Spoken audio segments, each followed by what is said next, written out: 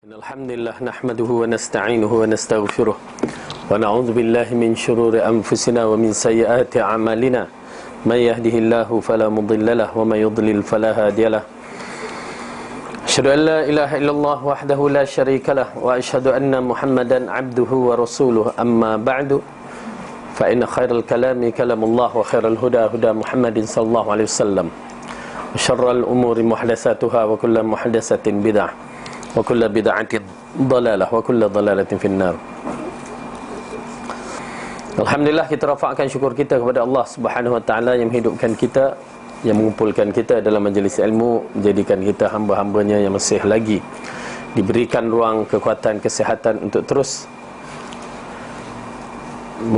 menuntut ilmu dan terus untuk kita beramal dengan ilmu yang bermanfaat ini. Dan kita mengharapkan dengan adanya ilmu yang tepat dan bermanfaat ini menyebabkan kita terus mendapat di bawah bimbingan Allah dan akhirnya memberatkan timbangan kita di akhirat dan bawa kita ke syurga.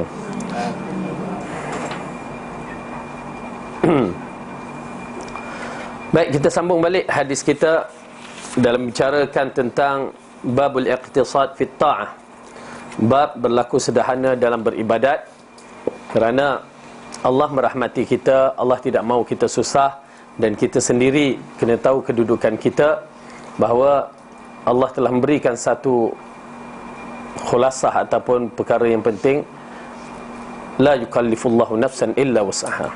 Ya, Allah yang mana telah memberikan kita apa yang kita buat akan kita dapat. Jadi ketaatan kepada Allah mengikut had kemampuan kita dan buat yang terbaik walaupun sedikit, tetapi istiqamah berterusan. Jadi insyaAllah hadis yang berikutnya, hadis yang ke-7. Wa an Abi Abdullah Jabir ibn Samurah radhiyallahu anhuma qala kuntu usalli ma'an Nabiy sallallahu alaihi wasallam as-salawati fa kanat salatuhu qasdan wa khutbatuhu qasdan. Abu Abdullah Jabir ibn Samurah berkata, aku pernah solat bersama Nabi dalam beberapa solat. Keadaan solat dan khutbah beliau sedang, tidak terlalu lama dan tidak terlalu sebentar. Okay. Jadi ini di antara sifat solat Nabi yang mana kita tahu bahawa ianya tidak begitu panjang dan tidak begitu pendek. Dalam siri solat-solat yang dimaksudkan ini kepada solat Jum'ah kebiasaannya. Kalau ada khutbah, solat Jum'at, yang mengisyaratkan kepada kita bahawa Rasulullah SAW begitu mengambil berat terhadap sahabat-sahabat yang ada di belakang, yang berbagai-bagai. Yang kita tahu bahawa bila seorang itu melakukan solat, kalau seorang-seorang digalakkan lama. Qiyamul berdiri dalam solat, lama itu lebih diutamakan. Tetapi kalau ramai, ringkaskan. Siri solat itu perlu diringkaskan. Okey. Tetapi bukanlah maksud ringkaskan itu terlampau ringkas. Fatihah, Qul huwallah. Oh, ringkas. Fatihah, Inna a'tayna. Ya, itu terlampau ringkas. Panjangkan sikit. Yang mana banyak dalam surah-surah Al-Quran yang kita boleh baca. Kemudian berkaitan dengan khutbah, yang mana Rasulullah SAW mengisyaratkan kepada para imam yang faqih, yang mahir dalam bab solat berjemaah, hendaklah dia memendekkan khutbah dan memanjangkan solat. Tetapi panjang solat yang yang dikatakan tidak terlampau panjang. Khutbah tidak perlu dipanjangkan, cukup sampaikan maklumat, ya, maka diringkaskan.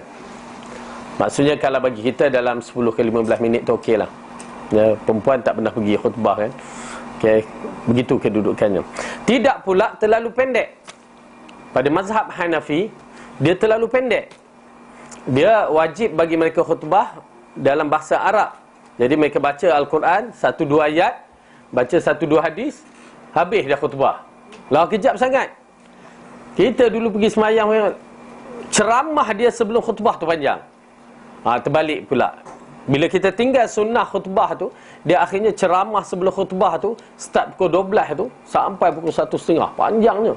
Khutbah tak sampai 5 minit habis. Dia baca ayat Quran 2-3, hadis 2-3, habis. Khutbah yang pertama, khutbah kedua, baca 1-2 doa, habis. Masya-Allah. Itu yang seronok mayang kat itu, kan? Cepat. Okey. Cuma nak menceritakan, sedangkan kedua-duanya sedangkan. Maksudnya tidak terlalu panjang dan tidak terlalu pendek. Hadis ini mengandungi faedah bahawa setiap orang tidak boleh membuat dirinya merasa kesulitan dalam melaksanakan ibadah. Ia hanya boleh melaksanakan ibadah sesuai dengan kemampuannya. Oleh kerana itu, apabila Muaz ibn Jabal membaca solat dalam siri solatnya panjang, yang menyebabkan seorang itu keluar mufarakah daripada mengikut Muaz ibn Jabal, dan akhirnya Rasulullah menegur Muaz tentang kenapa kamu baca panjang. Afattanak, kamu nak menimbulkan fitnah wahai Muaz. Jadi kenapa yang mengikut dalam siri solat kita orang yang berbagai-bagai, orang tua, orang yang sibuk, orang apa lagi, ya, orang yang banyak kerja. Jadi kita ringankan. Baik. Hadis yang berikutnya, hadis yang ke-8, wa an Abi Juhaifah Wahbi ibni Abdullah qala akhan Nabi sallallahu alaihi wasallam baina Salman wa Abi Darda. Fazara Salman Abu Darda fara'a Ummu Darda mubadzilatan faqala ma sya'nuki. Qalat akhuka Abu Darda laysa lahu hajatun fid dunya. Faja'a Abu Darda fasana'a lahu ta'aman faqala lahu kul fa inni sha'imun. Qala ma ana biakilin hatta ta'kulu fa akala. Falamma kana layla dhahaba Abu Darda yaqumu faqala lahu nam fanama thumma dhahaba yaqumu faqala lahu nam. Falamma kana min akhiril layli faqala Salman qum al-an fasallaya jami'an. Faqala lahu Salman inna li rabbika 'alayka haqqan wa inna li nafsika 'alayka haqqan wa li ahlika 'alayka haqqan fa'ti kulli dha haqqin haqqahu. Fa'ata an-nabiy sallallahu alaihi wasallam fadzakara dhalika lahu faqala an-nabiy sallallahu alaihi wasallam sadaqa Salman. Rawahu al-Bukhari. Hadis ini berkaitan dengan dua orang yang besar, sahabat Nabi yang agung ini, dan mereka mempunyai sejarah-sejarah yang tersendiri, terutamanya Salman Al-Farisi. Okey. Di mana kalau kita menyaksikan dalam hadis ini dari Abu Juhaifah Wahbu ibnu Abdullah berkata Nabi mempersaudarakan ta'akha, ya, antara Salman dan Abu Darda. Ta'akha, persaudaraan yang paling kuat yang pernah Rasulullah lakukan di antara sahabat-sahabat, sehingga mereka sanggup mengorbankan apa saja untuk saudara mereka. Bayangkan, ya, golongan Muhajirin yang datang dalam keadaan tak ada apa-apa. Golongan Ansar datang menyambut, pasal gelaran Ansar, penolong, ya. Nama mereka Aus dan Khazraj. Kumpulan tu atau kabilah tu Aus dan Khazraj. Tapi gabungan dua kumpulan ini dipanggil Ansar kerana mereka menyambut golongan Muhajirin yang berhijrah ke Madinah dengan penyambungan atau penyambutan yang begitu dahsyat, hangat. Ya, sambutan yang hangat betul-betul. Macam yang datang tu pengantin disambut dengan hangat. Tapi bukan sambut bawa kompang, gendang apa tak. Tapi maksudnya dilayan. Yang mana ta'akhir yang Rasulullah bagi itu sampai sekarang sukar untuk kita percayai ataupun memperolehinya, melainkan dengan iman yang betul-betul kuat dan keyakinan kita yang betul-betul kuat, keikhlasan cinta kita sesama Muslim begitu kuat. Rasulullah ta'akhirkan Salman dengan Abu Darda, ya, ta'akhir, persaudaraan yang begitu rapat. Apa dia ta'akhir ni? Lebih daripada adik-beradik. Lebih daripada adik-beradik ikatan dia. Sehingga kan nak membuktikan lebih daripada adik-beradik, Ibnu Umar mengatakan setiap misalnya 50 sen, RM1 kami dapat, 50 sen untuk kami, 50 sen untuk orang tu, dibagikan. Masya Allah, separuh. Kamu separuh, aku separuh. Kuat. Dan begitu juga ta'akhir yang berlaku di antara Abdul Rahman ibnu Auf dengan seorang lelaki, kaya lelaki. Abdul Rahman dita'akhirkan, bersaudarakan. Apa lelaki ni kata? Wahai Salman, aku adalah seorang lelaki yang kaya. Apa kamu nak sebut? Separuh harta untukku, separuh harta untukmu. Masya Allah, terus separuh. Kita kata okey, 1/3 cukuplah, banyak buat apa kamu kan? Tak, separuh kamu, separuh aku. Tak cukup kat situ je. Okey. Aku ada 4 orang isteri. Kamu pilih yang mana kamu suka. Aku akan ceraikan, ambil. Masya Allah. Kalau buat macam tu zaman sekarang, tarik misai tu. Okey, boleh kan? Boleh, insya-Allah. Tapi para sahabat tidak diajarkan merendah diri begitu sekali, mengharap tadahkan tangan. Tak. Mereka diajarkan berdikari, berusaha sendiri. Lalu dia mengatakan barakallahu fika fi amwalika fi ahlika. Allah berkatkan kamu, berkatkan harta kamu, berkatkan keluarga kamu. Aku tak perlu itu semua. Masya-Allah kan. Tetapi tunjukkan aku di mana pasar. Tu je. Kerana Abdurrahman Ibn Auf seorang yang mahir dalam perniagaan, ya. Dan lalu ditunjuk ke pasar. Selepas sebulan didapati, ya, dia di antara orang yang mula perniagaannya maju, ya, Abdurrahman Ibn Auf. Bahkan selepas berapa bulan tu dia berkahwin. Ya, dia berkahwin. Rasulullah pun tak tahu. Penting benda ni, kaedah ni penting. Jangan disebabkan kawan kita tak jemput kahwin terus merajuk, kan? Apa ni, kawan lama tak jemput aku kahwin, aku kahwin pula, majlis kahwin anak ke apa kan, kahwin. Jangan merajuk. Kerana berlaku di zaman Rasulullah, Abdurrahman Ibn Auf kahwin, Rasulullah tak tahu. Macam mana Rasulullah tahu? Ada kala melekat, za'faran. Kerana wanita pada zaman itu memakai minyak wangi, kurang baunya, kuat warnanya. Itu perbezaan minyak wangi di zaman Rasulullah. Minyak wangi lelaki Rasulullah kata kuat baunya, kurang warnanya. Minyak wangi perempuan kuat warnanya, kurang baunya. Tapi terbalik zaman sekarang. Ya, minyak wangi perempuan, masya-Allah tabarakallah. Nun di bawah dah semburnya, sini dah bau. Lepas tu follow me, kita pun mula ikut minyak wangi tu. Jadi za'faran itu, za'fran yang dikatakan, dikenali Rasulullah. Ya Salman, ya Abdurrahman, kamu dah kahwin ke? Ya Rasulullah. Lah, awak tak habaq, kan? Kenapa tak bagi tahu? Di situlah datang yang disebutkan oleh masyarakat kita melalui hadis, aulim wala bisyad. Buat kenduri walaupun seekor kambing. Kerana apa? Bukan apa, nak istihar pada kawan-kawan supaya mereka tak tuduh, lah ustaz ni jalan dengan couple mana pula, kan? Hanya ustaz tu kahwin, ya, cuma dia tak istiharkan. Begitu, ya. Kena istiharkan sikit. Tak perlu meriah sangat, grand punya perkahwinan, kan? Buat ala kadar yang mana rapat-rapat tu tahu, okey, cukup dah, ya. Tapi kita terbalik, ya, kita buat dengan masya-Allah. Seharusnya mas kahwin tu yang mahal, bukan belanja hangus tu yang mahal. Terbalik kita, ya. Baik. Jadi lepas ni insya-Allah janganlah ada perasaan merajuk kalau tak dijemput kahwin, kan? Rasulullah pun dah kena tak jemput pula, kan? Tapi Rasulullah bagi galakan. Yang mana Salman pun, Abdurrahman pun berkahwin. Dan dia tidak mengambil kesempatan itu. Jadi dalam hadis ini membicarakan ta'akhir, persaudaraan yang dilakukan oleh Rasulullah antara Salman dengan Abu Darda. Ya, Salman dan Abu Darda, persaudaraan yang cukup hebat. Kalaulah begitu keadaannya, kita akan menyaksikan, ada tak mereka nak mengumpat-ngumpat antara satu sama lain? Takkan mengumpat. Ya, bila dengar sahabatnya, masya-Allah dipujinya. Bila dengar benda yang tak baik, dia diam ataupun dia marah orang yang bercakapnya. Ni dia. Ya, seolah-olah satu perkara yang sukar kita dapat di akhir zaman yang begini.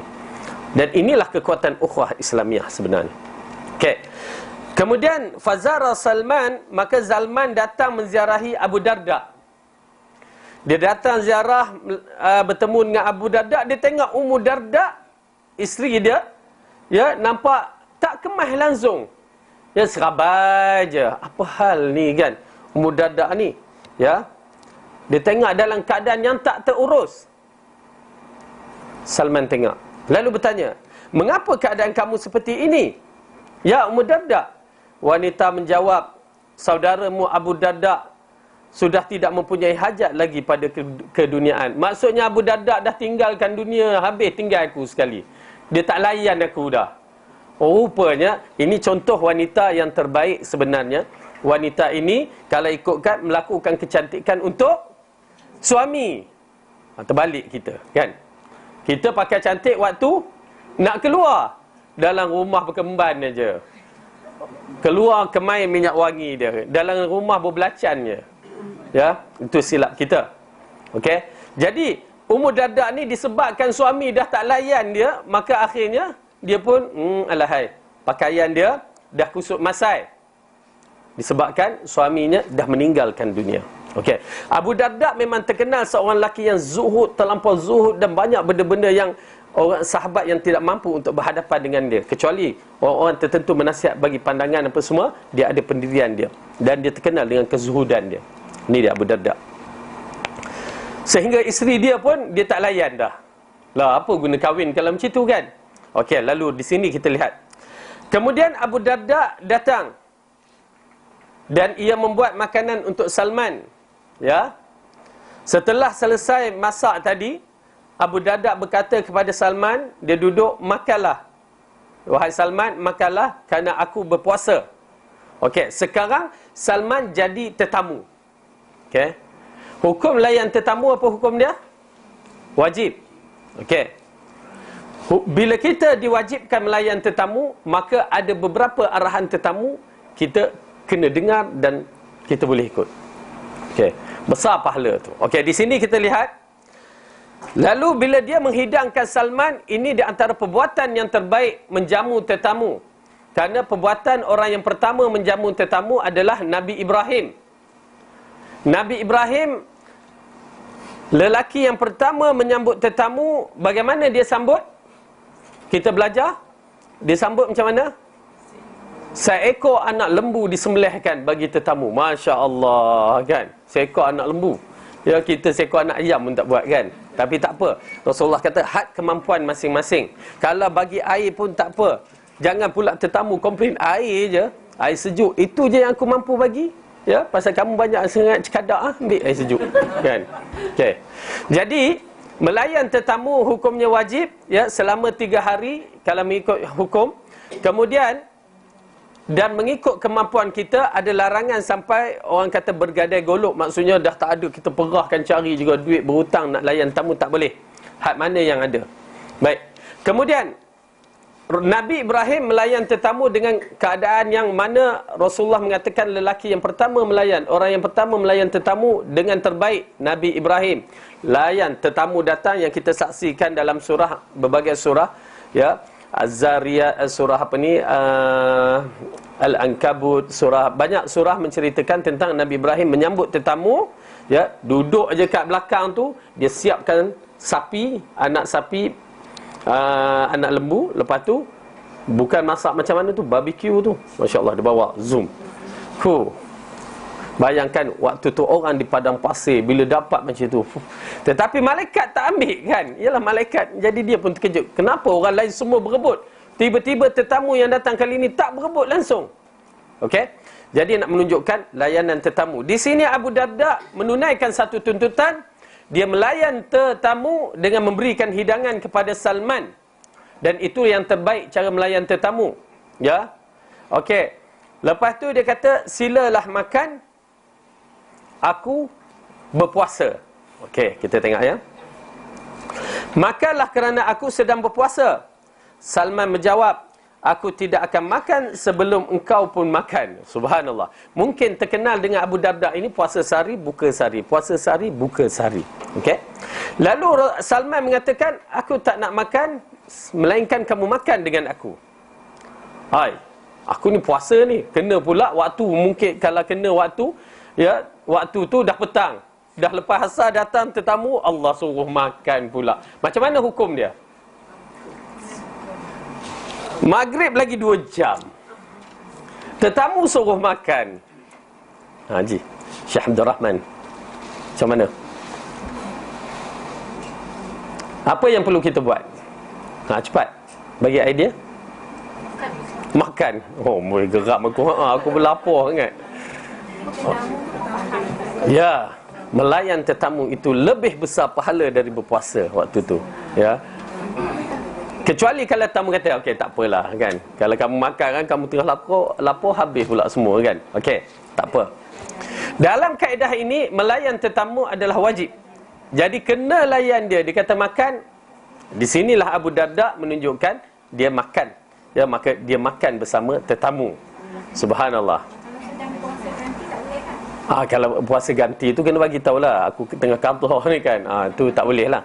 Dia hanya puasa sunat dibenarkan. Puasa ganti tak boleh.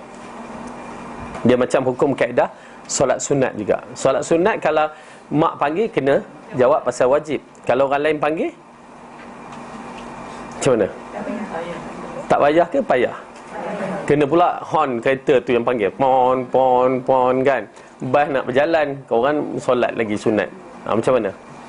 Batal ke lah? Kan? Tak menjadi masalah. Dia kalau tengah solat sunat, orang panggil nak batal tak apa, tak batal pun tak apa. Tapi kalau wajib, kena teruskan. Okey.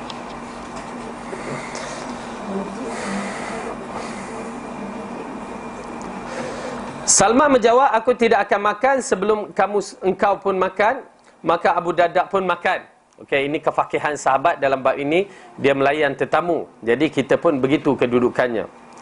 Pada malam harinya, Masya Allah, Abu Darda ni, ya, Salman ni nak tidur di rumah Abu Darda. Ini menunjukkan satu pengajaran yang sedang dibagi.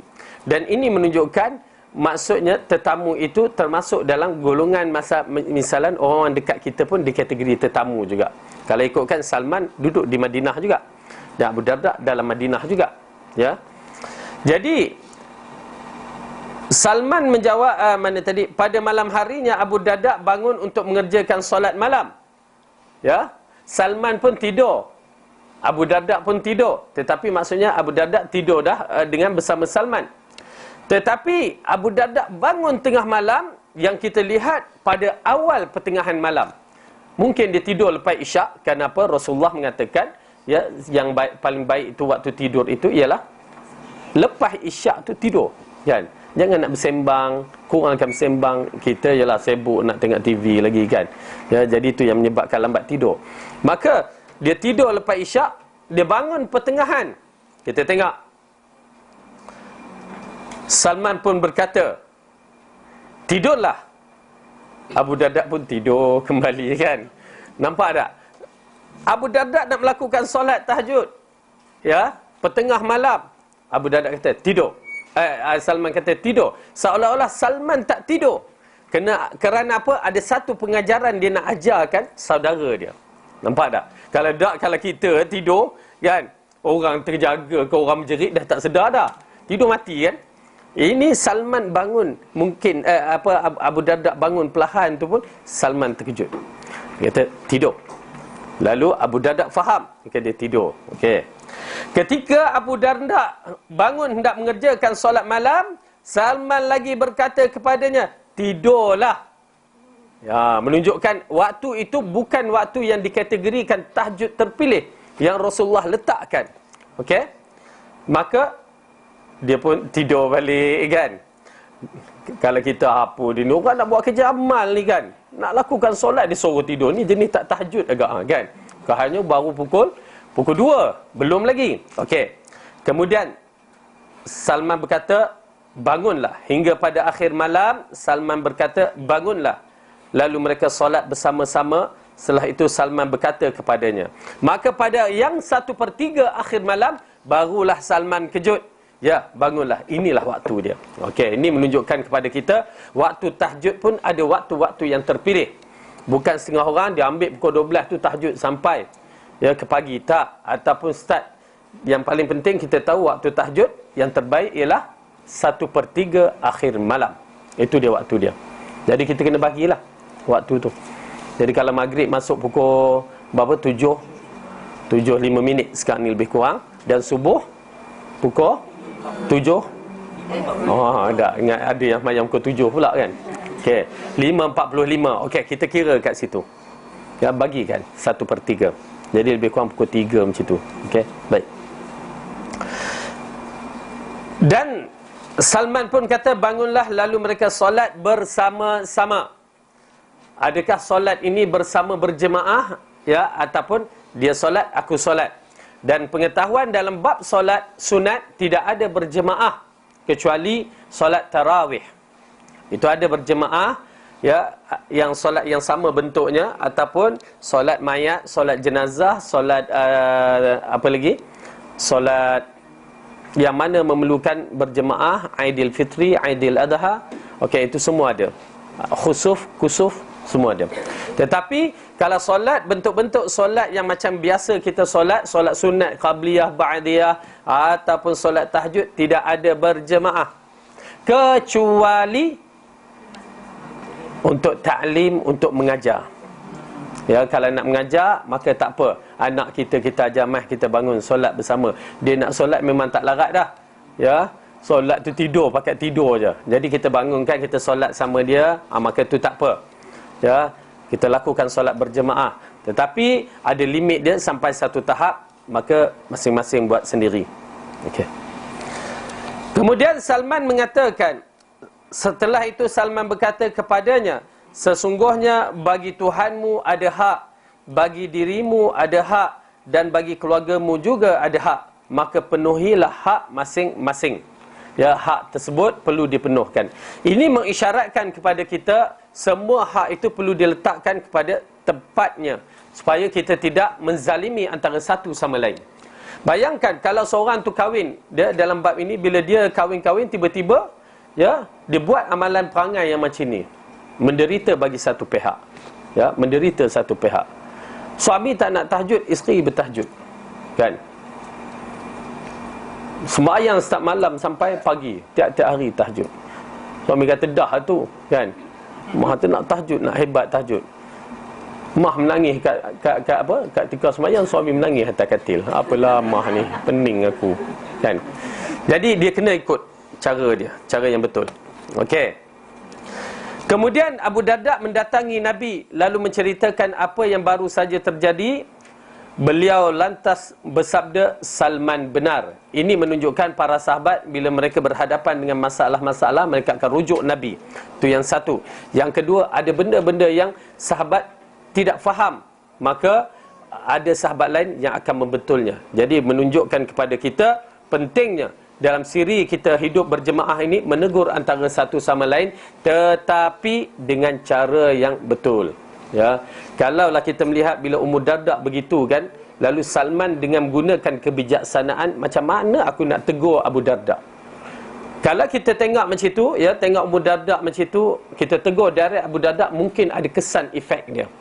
Abu Darda kata, amboi, kamu pandai bercerita pula pada orang. Jadi berbahaya kepada pihak isteri. Oleh kerana itu, sebagai seorang suami, seorang lelaki, kadang-kadang bila sampai satu tahap, dia kena bijak dalam mengaturkan. Ataupun bagi kita nak menegur seorang itu, jangan terus direct kalau kita nampak perkara yang tak baik akan berlaku. Fikir elok-elok, ya, rancang elok-elok, baru kita tegur secara baik. Okey. Dalam hadis ini mengisyaratkan bahawa Salman mengajar cara yang betul. Salman mengajar cara yang betul, terutamanya dalam pertama melayan tetamu, dan kedua hak isteri dan hak diri, dan ketiga hak Tuhan kita, yang mana ada haknya. Dan Allah membenarkan bila Rasulullah membenarkan. Kalau benda ni tak betul, Allah akan turunkan wahyu membetulkan Rasulullah dan mengisyaratkan kepada kita apa yang dibuat oleh Salman itu adalah benar. Nampak tak bagaimana program yang berlaku di kalangan para sahabat? Begitulah, mereka ada yang tak betul, Allah betulkan melalui perbuatan-perbuatan para sahabat dan Nabi membenarkan. Baik. Hadis yang berikutnya. Hadis ni panjang. Kita baca terjemahan dia.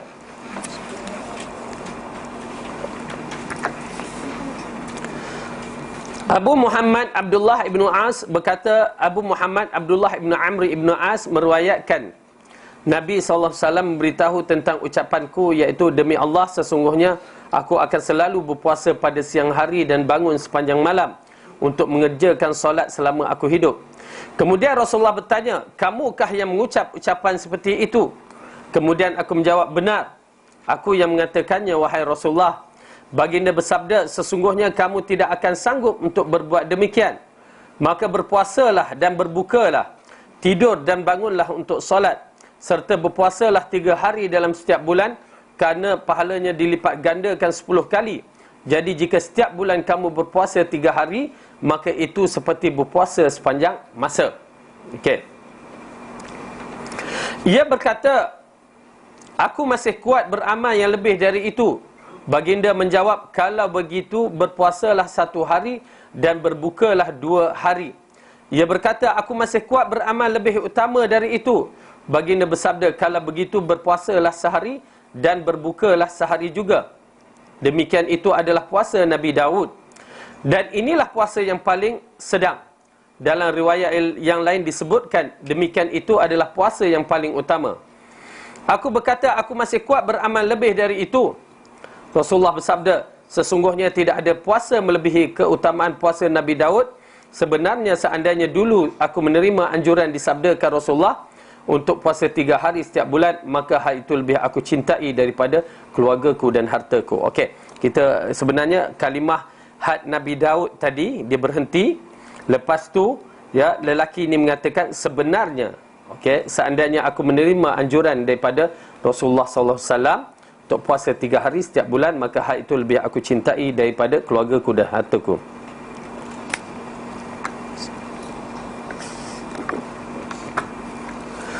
Dalam riwayat lain dikatakan Rasulullah bersabda, aku mendengar bahawa kamu berpuasa sepanjang hari dan bangun sepanjang malam untuk solat malam. Aku menjawab, benar wahai Rasulullah. Baginda bersabda, jangan berbuat demikian. Berpuasa dan berbukalah. Tidur dan bangunlah untuk mengerjakan solat. Kerana sesungguhnya tubuhmu ada hak atas dirimu. Kedua matamu pun ada hak atas dirimu. Isterimu juga ada hak atas dirimu. Dan tamumu pun mempunyai hak atas dirimu. Cukuplah atas kamu berpuasa 3 hari dalam setiap bulan. Kerana setiap hari, setiap satu kebaikan itu diberikan balasan 10 kali lipat. Dan jika kamu puasa 3 hari setiap bulan, seperti berpuasa sepanjang masa, InsyaAllah. Maka aku memberatkannya sehingga aku diperberatkan. Saya bertanya, wahai Rasulullah, saya merasa masih kuat. Nabi menjawab, berpuasalah seperti puasa Nabi Daud, jangan lebih dari itu. Saya bertanya, bagaimana puasa Nabi Daud? Beliau menjawab, setengah masa. Ketika Abdullah sudah tua, ia berkata, seandainya dahulu aku menerima keringanan yang diberikan oleh Rasulullah. Okey, kalimah ini adalah dari atas tu, ya, yang dikatakan sebenarnya anda aku menerima ajaran cadangan Rasulullah tu ialah disebabkan Abdullah dah tua. Abdullah dah tua, dia dah azam untuk melakukannya. Okey, tak apa.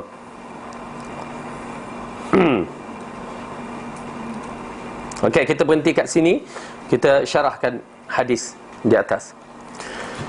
Okey, kisah dalam hadis ini berkaitan dengan seorang lelaki anak muda. Dikatakan dia begitu kuat untuk melakukan amalan yang mana dia bertahajud tengah malam dan juga dia melakukan puasa pada tiap-tiap hari. Sebelum tu ada sahabat kita kematian suami, sahabat kita kematian suami, yang mana kita doakan Allah berikan kelapangan kubur ringan apa yang ada dalam kuburnya. Ya, sahabat dia kadang-kadang dia duduk sini, kadang kat sana. Puan Sabariah, ya, dia kematian suami baru pagi tadi. Ya, ya, Taylor tu.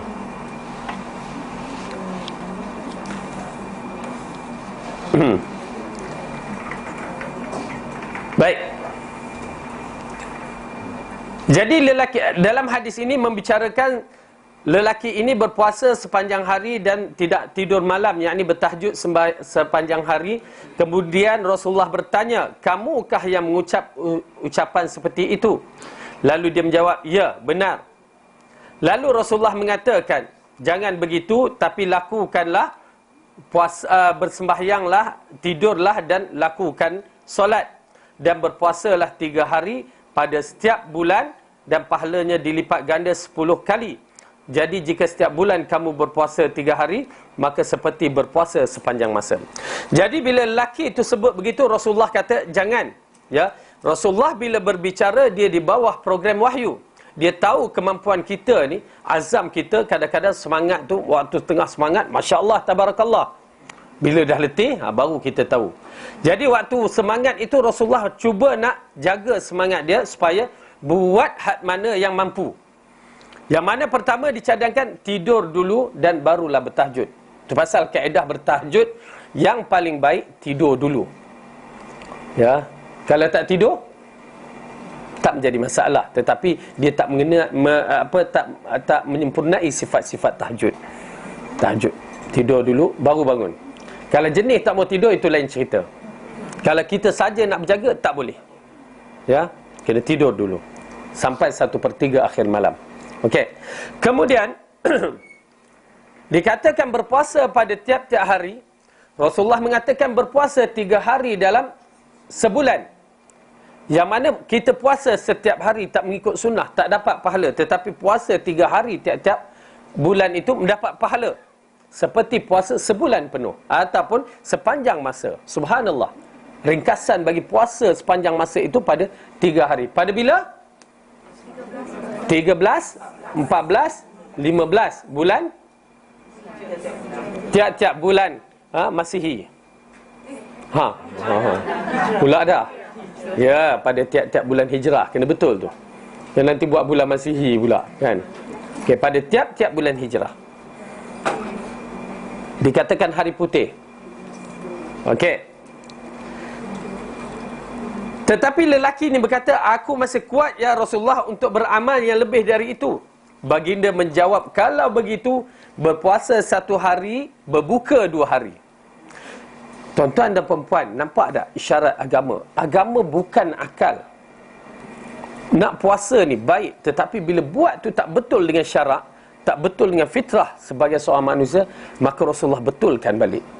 Terpasal bila golongan-golongan mengingatkan, oh apa salahnya ustaz, benda baik, apa salahnya, benda baik. Baik pada kamu belum tentu baik di sisi Allah.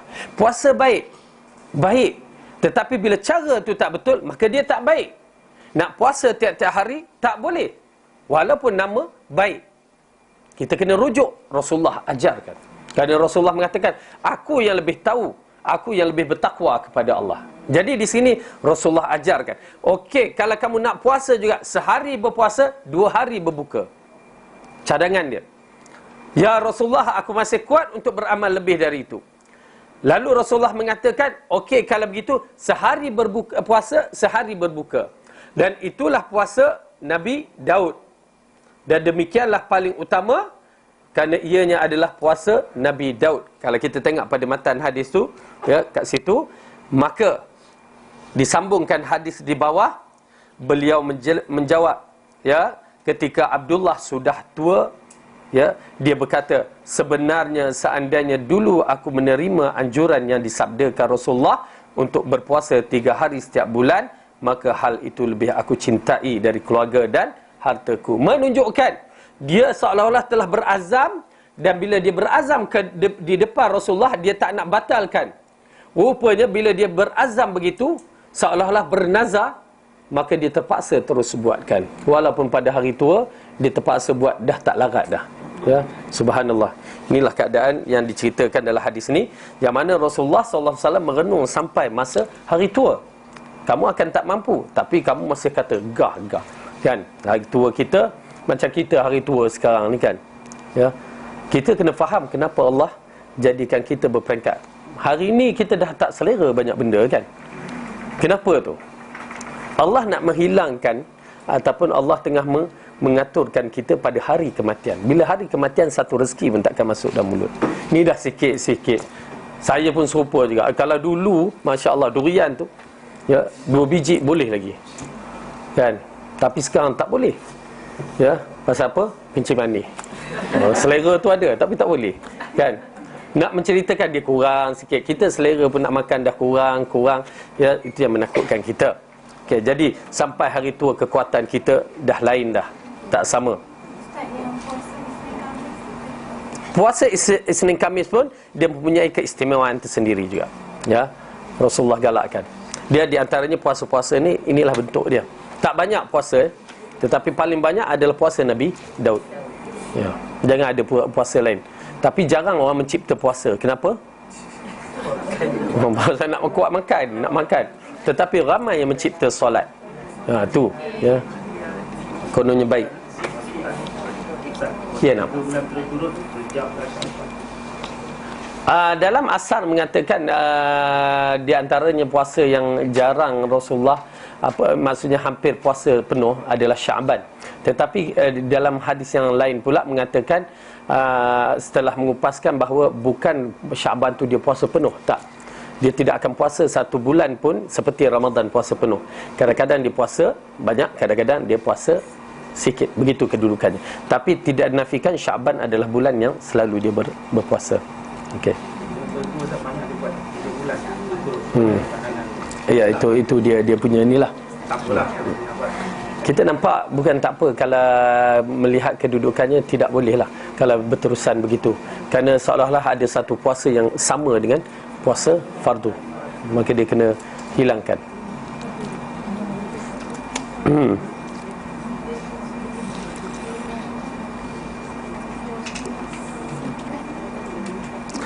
Dalam riwayat lain juga disebutkan Rasulullah bersabda, tidak dibenarkan seorang yang berpuasa terus sepanjang tahun. Beliau mengulangi sampai 3 kali. Selain itu dalam riwayat lain disebutkan, puasa yang paling disukai Allah adalah puasa Nabi Daud. Solat yang paling disukai Allah adalah cara Nabi Daud, iaitu beliau tidur sampai tengah malam dan bangun pada sepertiganya, kemudian tidur lagi pada 1/6 malam terakhir. Beliau berpuasa sehari serta berbuka sehari. Selain itu beliau tidak pernah lari ketika bertemu musuh. Ya, nak menceritakan sifat puasa dan sifat solat Nabi Daud. Tetapi kita melihat kalau sifat solat begini, jawabnya subuh lepas. Ya, tidur sampai tengah malam, bangun sepertiga, kemudian tidur lagi 1/6. Ya, dah sah bukan pukul 6 kita bangun. Okey. Nak menceritakan keadaannya. Tapi siapa yang mampu buat, maka dia terbaiklah.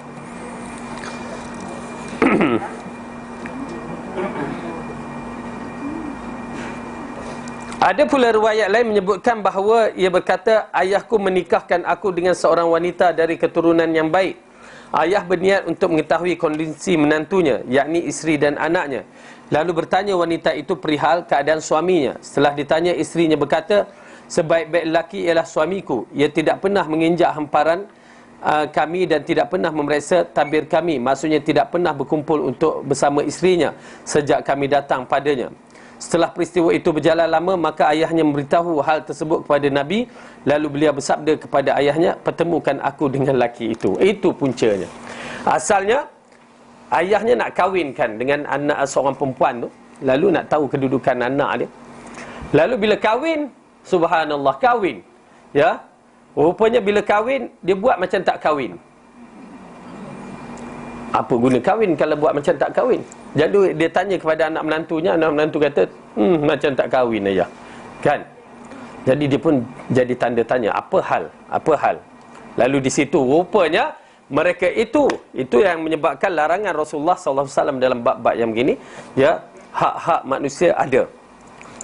Mereka nak buat macam rahib, setengah orang tak nak kahwin. Ya, zuhud konon. Semuanya haram dalam Islam. Bila bercanggah dengan syariat, haram. Jadi aku menemui beliau sesudah diadukan oleh ayahku. Beliau bertanya, baginda bertanya, bagaimana cara kamu berpuasa? Aku menjawab, aku berpuasa tiap-tiap hari. Beliau bertanya, bagaimana pula kamu mengkhatamkan Al-Quran? Aku menjawab, setiap malam aku mengkhatamkan sekali. Okey, cuma dalam bab ini kita katakan Quran tidak lengkap lagi waktu itu turun. Tak habis turun. Ya, kerana Rasulullah masih hidup. Dan wallahu alam, zaman ini berlaku adakah sebelum ayat terakhir turun yang dikatakan al-yauma akmaltu lakum ataupun idza jaa nasrullah. Ya. Jadi dia khatam. Tetapi dalam hadis yang lain pula menceritakan adalah tidak seorang itu tidak faqih bila mengkhatam Al-Quran pada satu malam. Ya, pada satu hari tak faqih. Paling kurang 3 hari. Kurang daripada 3 hari, maka tidak dikategorikan faqih, mahir. Kenapa tajwid tonggal-langgang? Ya, ini yang menunjukkan lelaki ini dah pertama siang dia puasa, malam pula baca Quran, lepas tu tahajud pula, esok pula puasa balik bila masa nak bersama keluarga. Tetapi kita mengatakan percubaan dia mengkhatamkan pada tiap-tiap malam tu dahsyatlah. Tapi kita katakan yang tepat berdalilkan hadis, paling kurang 3 hari, paling banyak sebulan. Tak boleh sebulan, 2 bulan. Tak boleh setahun sekali. Yang biasa buat bulan Ramadan tu khatam. Tak boleh juga, tak payah membaca lah, nanti matilah. Tengok, itu pun harap orang baca. Ya. Baik. Seterusnya orang itu menyebut sebagaimana cerita yang sebelumnya. Ia membaca kepada salah satu isterinya sepertujuh bacaan yang ia baca. Ia memulai dari siang hari supaya lebih ringan ketika membacanya pada waktu malam. Jikalau ia hendak memperkuatkan diri, ia berbuka selama beberapa hari membacanya pada waktu malam. buka selama beberapa hari dan dihitungkan jumlah hari berbukanya, kemudian dia berpuasa sebanyak beberapa hari berbukanya tersebut. Alasan ia melakukan demikian kerana tidak senang kalau meninggal suatu sejak ia berpisah dengan Nabi. Maksudnya dia ada hujah, namun hujah itu tidak diterima oleh Rasulullah sallallahu alaihi wasallam. Jadi kita kena buat cara mana yang ditetapkan oleh Allah dan bagaimana yang ditetapkan oleh Rasulullah. Maka itulah yang terbaik. Jadi pada hadis ini mengisyaratkan bahawa semua yang Allah dan Rasul tetapkan itu yang terbaik. Dan semua akal fikiran kita tetapkan semua tak baik. Kena rujuk pada hadis. Ya.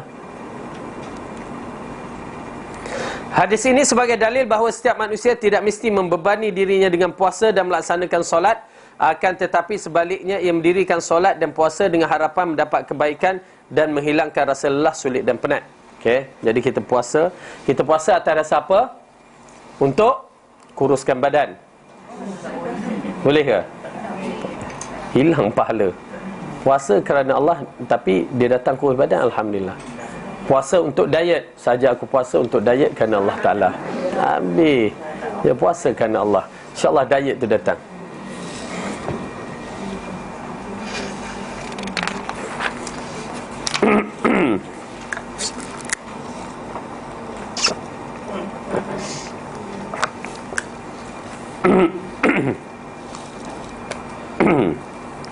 Okey, baik. Wa an Abi Rib'i Hanzalah ibni Rabi' al-Usaydi atau Usayyidi al-Katib ahad al-Kuttab Rasulullah sallallahu alaihi wasallam qala laqiyani Abu Bakr faqala kaifa anta ya Hanzalah qultu nafaqa Hanzalah qala subhanallah ma taqul qultu takunu 'inda Rasulillah sallallahu alaihi wasallam yuzakkiruna bil jannati wan nar ka'anna ra'a 'ainin fa idza kharajna min 'indi Rasulillah sallallahu alaihi wasallam عافسنا الأزواج والأولاد وضيعات نسينا كثيرا. قال أبو بكر رضي الله عنه فوالله إنا لنلقى مثل هذا. فانطلقت أنا وأبو بكر حتى دخلنا على رسول الله فقلت نافق حنظلة يا رسول الله. فقال رسول الله وما ذاك؟ قلت يا رسول الله نكون عندك تذكرنا بالنار والجنة كأن رأى عيني فإذا خرجنا من عندك عافسنا الأزواج والأولاد والضيعات نسينا كثيرا. فقال رسول الله صلى الله عليه وسلم والذي نفسي بيده لو تدومون على ما تكونوا عندي وفي الذكر لصافحتكم الملائكة على فرشكم وفي طرقكم لكن يا حنظلة ساعة وساعة 3 مرات. قوله ربعي بكسر الراء والأسيدي بضم حمزة وفتح السين وبعدها ياء مكسورة مشددة. وقوله عافسنا هو بعين وسين محملة أي عالجنا ولاعبنا. والضيعات معايش.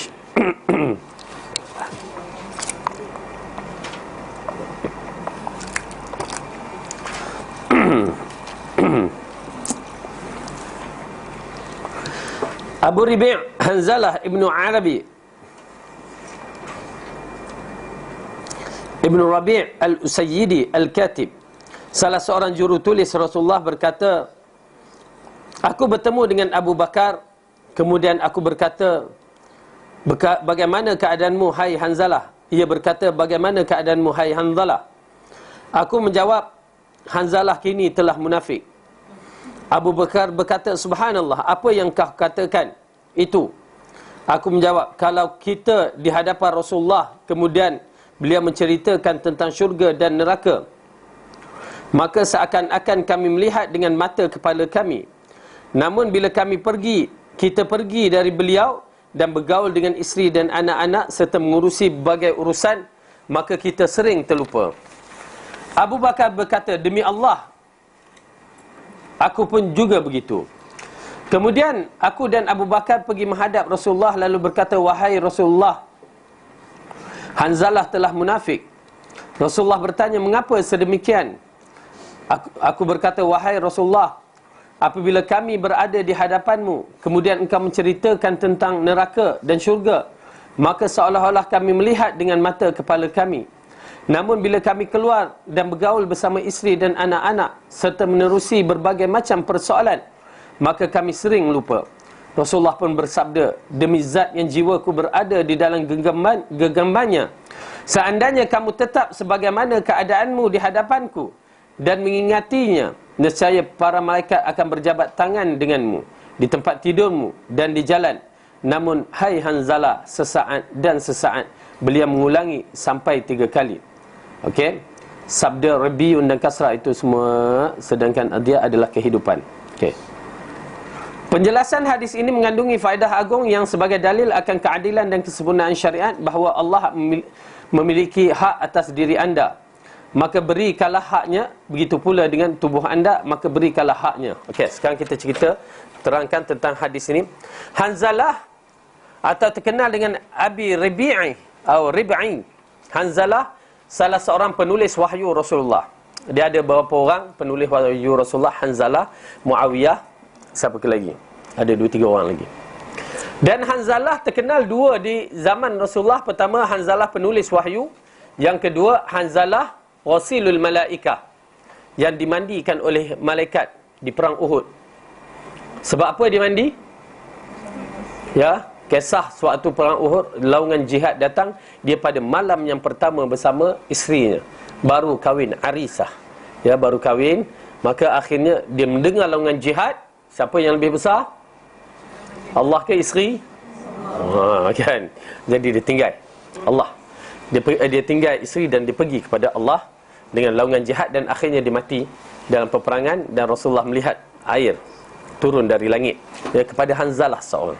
Baik.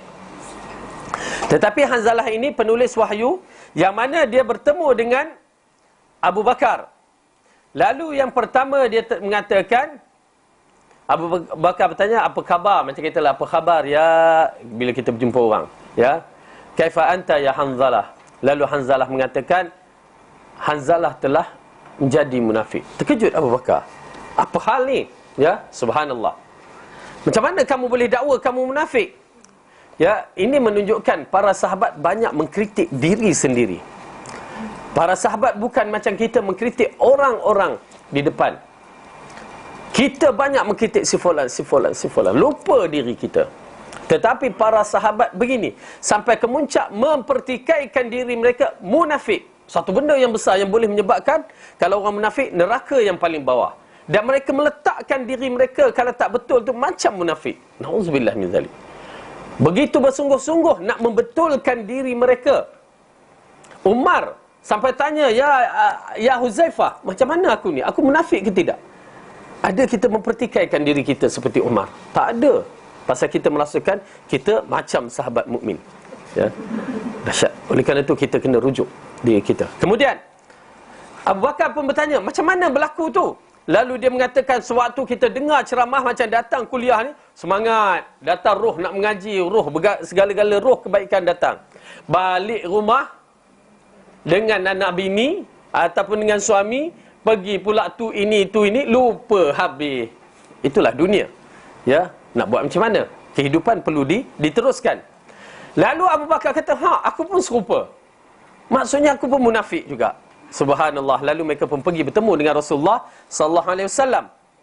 Bila mereka sampai kepada Rasulullah, lalu Hanzalah mengatakan, ya Rasulullah, telah munafik Hanzalah. Terkejut Rasulullah. Apa yang kamu buat sampai kamu meletakkan diri kamu munafik? Ya, lalu dia menceritakan, ya Rasulullah, sewaktu kami berada bersama kamu, kamu ceritakan tentang neraka, syurga. Ya, seolah-olah kami nampak neraka dan syurga tu. Terasa takut dan terasa berharap sangat kepada syurga. Tetapi bila balik ke rumah, bertemu anak isteri, habis lupa dah. Ya, bertemu pula esok, lagi lupa. Belum lagi bertemu yang lain-lain, habis terlupa. Tapi itulah kehidupan yang dikatakan. Lalu Rasulullah mengatakan, ya, Rasulullah pun bersabda, demi zat yang jiwaku berada di dalam genggamannya, seandainya kamu tetap sebagaimana keadaanmu di hadapanku, yakni waktu kamu duduk dalam keadaan kamu duduk di hadapanku sentiasa 24 jam teringat keadaan yang begitu, nescaya kamu akan dapati malaikat dan akan berjabat dengan kamu. Kamu akan nampak malaikat, ya, dan berjabat dengan kamu sama ada di jalan atau di waktu tidur. Menunjukkan, ya, perkara ini bukan maksudnya kita boleh laku kalau macam itu nak jumpa malaikat apa semua, tak. Tapi nak menunjukkan, Rasulullah mengatakan bahawa inilah manusia yang dikata as-sa'ah. As-sa'ah, yakni diulangkan sebanyak 3 kali. Apa dia? Ya Hanzalah sa'atan wa sa'atan. Maksudnya inilah kehidupan dunia yang kita kena hadapi. Ya, bukan kamu boleh nak, aku nak tengok malaikat biarlah aku hidup macam rahib kata, tak boleh. Ya, kerana hidup sebenarnya ialah mengikut cara Rasulullah sallallahu alaihi wasallam. Ya, itulah yang terbaik. Maka dia bergaul dan bercampur, semuanya akan berlaku kepada kehidupan manusia. Maka kita kena terima. Cuma jangan jadikan kehidupan itu, ya, penuh dengan maksiat dan dosa. Itu je. Wallahu a'lam bissawab. Okey, ada apa soalan di sini?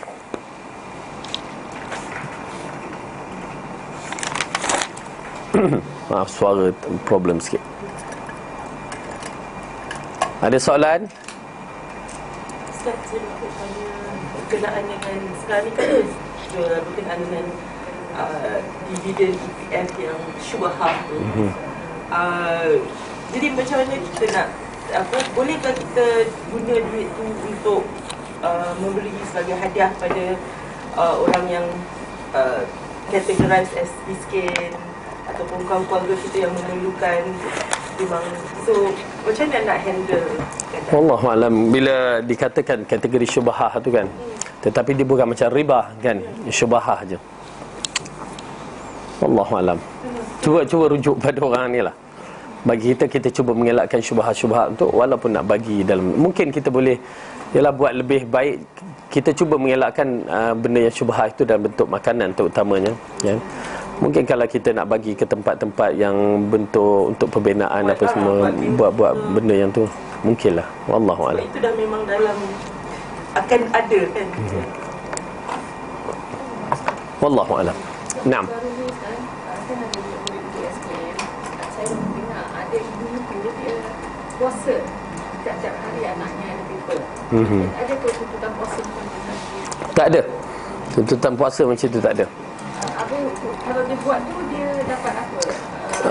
Kita tak pasti kedudukannya atas dasar apa dia buat, adakah atas nazar atau bagaimana. Ya, kalau di atas dasar nazar, kita katakan nazar yang agak tidak dimakruhkan oleh ulama. Kalau atas dasar nak harapkan anak tu berjaya, ya, kalau anak tu dah memang bukan kaki study, walaupun puasa sampai habis SPM pun takkan berjaya, kan? Cuma kita melihat dalam bab ini, wallahualam, kita nampak tak kenalah dah bentuk-bentuk yang begitu. Adakah kita consider itu sebagai bid'ah? Ya, kalau dijadikan berterusan, dia akan jadi benda bid'ah. Tak nafikan. Ya, nam. Ada perbezaan masih dengan hijrah tak daripada berdasarkan bilangan bulan? Macam mana? Masih yang seorang dia cakap manusia tu matang bila umur dia mencapai 40 tahun. So dia tanya dalam 40 tahun bilangan masih itu hijrah. Okey, dalam Al-Quran menyebutkan tentang 40 tahun, kalau tak salah dalam surah Al-Ghafir tu, surah Ghafir tu, ya, disebutkan dalam bab hijrah, tahun hijrah, ya, tidak dikenali tahun Masihi. 40 tahun hijrah. Ya, tahun hijrah. Surah Ghafir ke surah Syura? Dia ada menyebutkan 40 tahun.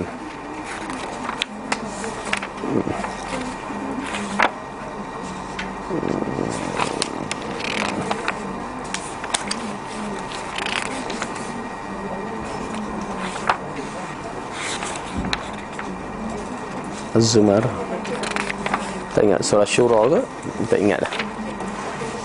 Wallahu a'lam. Ya? Nanti surah tu menyebutkan tentang umur 40 tahun. Surah Al-Ahqaf ayat Al-Ahqaf, ya, nah, Al-Ahqaf. Ghafir pula. At-ta'idani ni. Okey, ayat yang ke dalam surah Al-Ahqaf.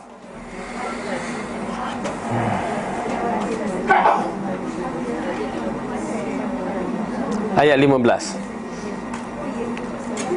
Hatta idza balagha ashuddahu wa balagha 40 sanah. Tu dia. Dia sebut 40. Ingat, 40, umur 40 adalah umur penting bagi kita sebenarnya. Umur 40 di antara penentu kedudukan yang bagaimana kesungguhan kita. Kalau sebelum 40 itu agak lembek, maka 40 nanti ke atas dia jadi tak berapa nak aktif. Melainkan rahmat Allah bagikan. Kalau dah masuk 40 masih lagi tak sedarkan diri, berat. Ya. Bila 40 tu Allah keluarkan semua benda di antara benda-benda seperti uban, rabun, memang akan terkeluar. Itu pasal dia merupakan nasihat yang paling baik pada kita. Ya. Baik. Ustaz, 6. kalau saya pakai kain yang panjang lirik sampai ke tanah, Okey. bukanlah panjang sangat, Cinderella. yang kena tanah, mungkin kalau saya solat, sah ke solat tu? InsyaAllah sah. Apabila Rasulullah mengatakan kain yang menjela itu di depannya najis, lalu yang di belakang itu, maksud bila kita jalan tu dia akan menyucikan. Maksudnya kita dalam, kalau kita belajar masalah fiqh, di antara alat-alat penyuci ini termasuk tanah. Ya, air, tanah sebagai penyuci. Jadi tanah itu bahkan digalakkan bagi wanita sebenarnya kain dia, ya. Lelaki di atas buku lali. Okay, yang perempuan di bawah buku lali, paling kurang sejengkal. Ni terbalik, lelaki di bawah buku lali, perempuan di atas lutut. Bukan di atas buku lali, di atas lutut dah. Terbalik. Maksudnya yang perempuan. Tak apa, tak ada masalah. Orang kata seret apa, cuci lantai apa, biar orang kata, tetapi itu yang terbaik bagi perempuan. Okey, dia tidak dikategorikan isbal. Tetapi kalau perempuan tu dia pakai tu, dikira daripada buku lali sejengkal, dia paling kurang sejengkal. Masuk kasut apa semua, kena kasut tumit tinggi sikit tu, kan. Nak kira-kira, okay? Dia tak boleh lebih daripada 2 jengkal. Lebih kurang sahasta dikatakan. Kalau yang macam yang dibawa oleh pengantin perempuan tu, oi, berderet kan kak, itu di kategori isbal, haram. Ya, tak boleh. Wallahu a'lam bissawab. Okey. Ada apa lagi? Habis. Wallahu a'lam bissawab. Itu je yang boleh jawab. Yang baik itu datang daripada Allah, salah dan silap dari kelemahan saya sendiri. Aku qauli hadza wa astaghfirullah li wa lakum. Assalamualaikum warahmatullahi wabarakatuh. Tutup majlis dengan tasbih kafarah.